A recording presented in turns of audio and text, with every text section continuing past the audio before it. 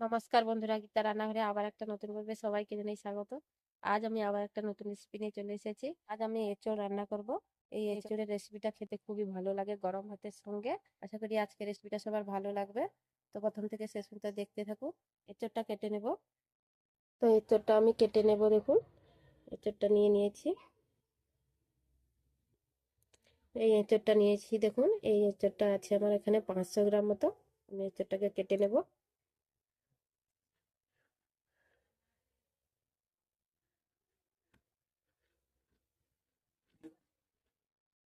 দেখুন একদম কচি এঁচোড়, একদম নরম, কতটা আঠা বেরিয়েছে দেখুন। এই জলে আমি ধুয়ে নেব আঠাটাকে।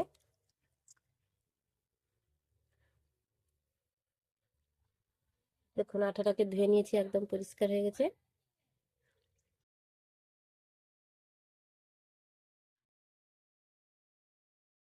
এঁচোড়টাকে আমি কেটে নেব পিস পিস করে।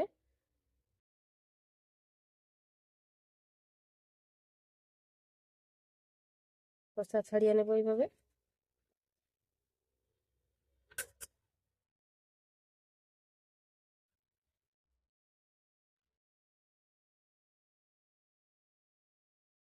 ছোট পিস করে কেটে নেব।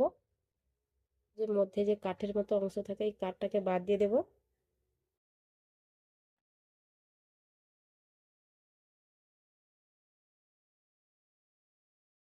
দেখুন একদম সবুজ, নরম, একদম কচি এঁচোড়।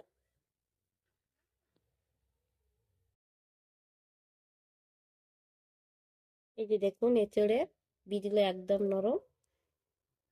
এরকম নরম কচি এঁচোড়ের রেসিপি কিন্তু খেতে খুবই ভালো লাগে। এরকম নরম কচি এঁচোড় হলে রেসিপিটা খেতে ভালো লাগবে। এই দেখুন কাঠটাকে আমি বাদ দিয়ে দিয়েছি। এইভাবে সবগুলো কাঠকে বাদ দিয়ে দিতে হবে। কাঠের অংশটা খেতে ভালো লাগবে না, তাই মাঝখান থেকে কাঠটাকে বের করে নিতে হবে। এগুলো কেটে নিয়েছি, আবারও জল দিয়ে ধুয়ে নেব।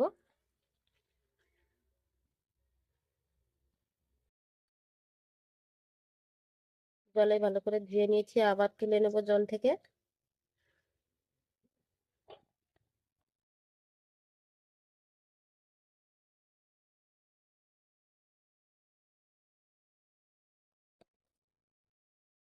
সবগুলো তুলে নিয়েছি। এবার উনুন ধরিয়ে এঁচোড়টাকে আমি সেদ্ধ করে নেব। তো উনুন ধরিয়ে আমি কড়াই বসিয়ে দিয়েছি, এঁচোড়গুলো দিয়ে দেবো। ধুয়ে রাখা এঁচোড়গুলো দিয়ে দিলাম। সেদ্ধ করার জন্য জল দিয়ে দেবো।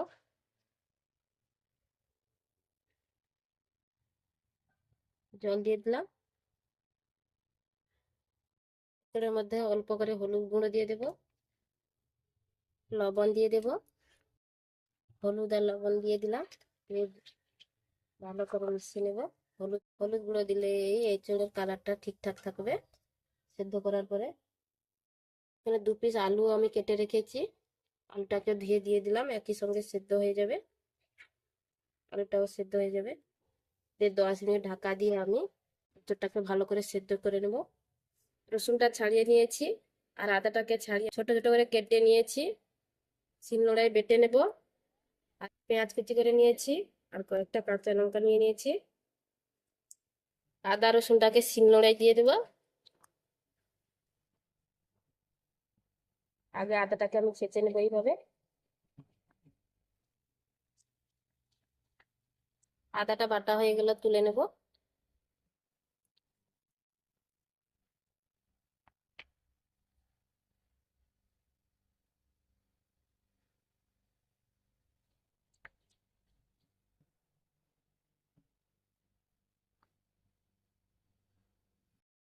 আদা রসুনটা আমি বেটে নিয়েছি, বেটে তুলে নিয়েছি।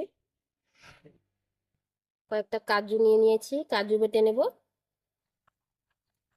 কাজুটা বেটে নিয়েছি, তুলে নেব। তো আমার এখানে 10 মিনিট জাল দেওয়া হয়ে গেছে। এটা কতটা সিদ্ধ হয়েছে দেখে নেবে।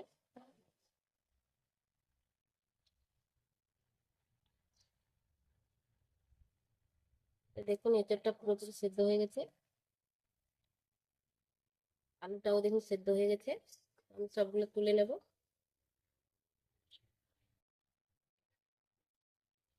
জল থেকে এইভাবে তুলে নেব। তো দেখুন জল থেকে তুলে নিয়েছি, কড়া ধুয়ে আবার বসিয়ে দিয়েছি। কড়া গরম হয়ে গেছে, সর্ষের তেল দিয়ে দেবো।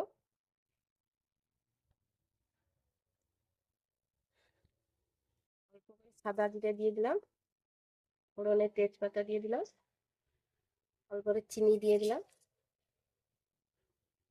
ফোড়নটাকে নেড়ে নেব।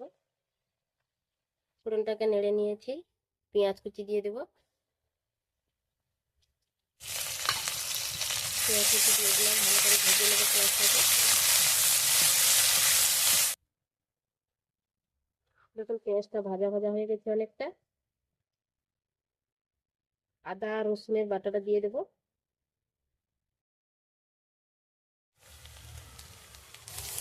দিয়ে দিলাম, ভালো করে মিশিয়ে নেবো।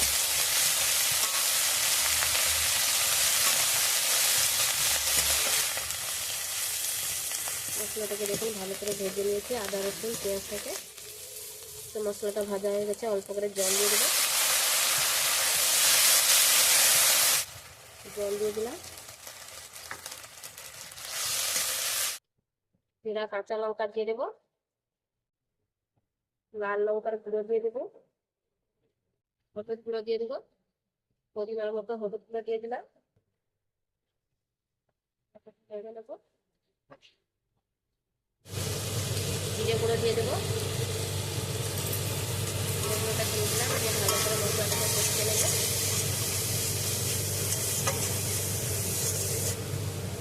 কাজু বাদাম বাটাটা রেখেছিলাম, সেই বাটাটা দিয়ে দেবো। বাটি ধোয়ার জলটাও দিয়ে দেবো,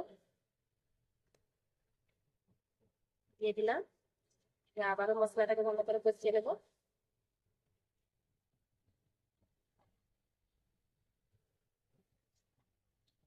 কাজু বাদাম আমি এখানে দিয়েছি, আপনারা দইও দিয়ে রান্না করতে পারেন, টক দই নিয়ে নিতে পারেন।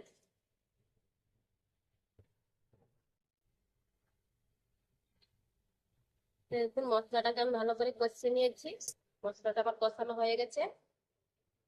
সেদ্ধ করে রাখা এঁচোড়টা দিয়ে দেবো। সেদ্ধ করার সময় লবণ দিয়েছিলাম, আবার আমি স্বাদ মতো লবণ দিয়ে দিলাম।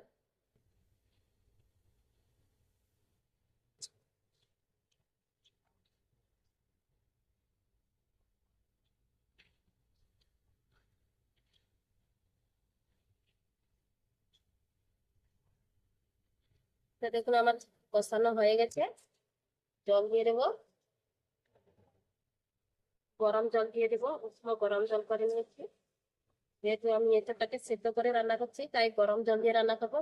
যে কোনো তরকারিতে গরম জল দিয়ে রান্না করলে তরকারির টেস্টটা দ্বিগুণ বেড়ে যায়। তো যেহেতু আমি এটা সিদ্ধ করে রান্না করছি, গরম জলটা অবশ্যই দিতে হবে। সিদ্ধ করা সবজিতে গরম জল দিয়ে রান্না করলে তার টেস্টটা আরো দ্বিগুণ বেড়ে যাবে। তো দেখুন আমি জল দিয়ে দিয়েছি, মাখা মাখা গ্রেভি থাকবে, তার জন্য আর আমি জল দেবো না।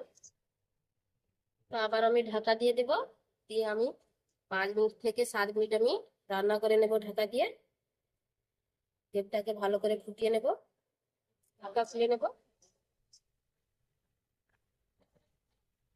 গ্রেভিটা ফুটে উঠেছে।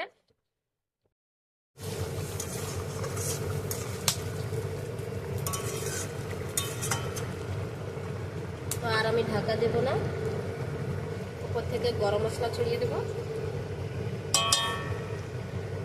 অল্প করে চিনি দিয়ে দিব। চিনিটা দিলেও এই এঁচোড়ের স্বাদটা বেশি ভালো লাগবে, তাই চিনিটা দিয়ে দিলাম। আর অল্প করে ঘি দিয়ে দেবো উপর থেকে।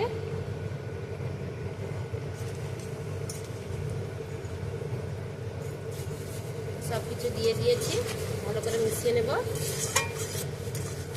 তো আমার হয়ে গেল এঁচোড় তরকারি। দেখুন দেখতে কতটা সুন্দর হয়েছে।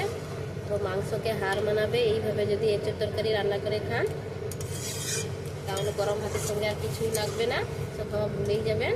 তো এক কথায় এটাকে বলা হয় গাছ পাঠার মাংস, অনেকেই বলে থাকেন। তো আমার হয়ে গেল এঁচোড় তরকারি। এটাকে আর বেশি ঘন করবো না, এইভাবে মাখা মাখা রাখবো, ঠান্ডা হলে আরও অনেকটা বসে যাবে। এই পাত্রে ঢেলে নেব।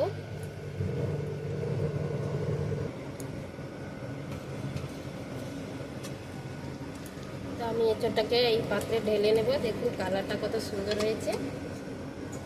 এটা শুধু গরম ভাতের সঙ্গে খেলে হবে তাও নয়, এই রেসিপিটা দিয়ে রুটি পরোটাও খেতে পারেন। তো দেখুন বন্ধুরা, দেখতে কতটা সুন্দর হয়েছে। তো একবার হলেও এই পদ্ধতিতে এঁচোড় রান্না করে খাবেন, খেতে খুবই দারুণ লাগে।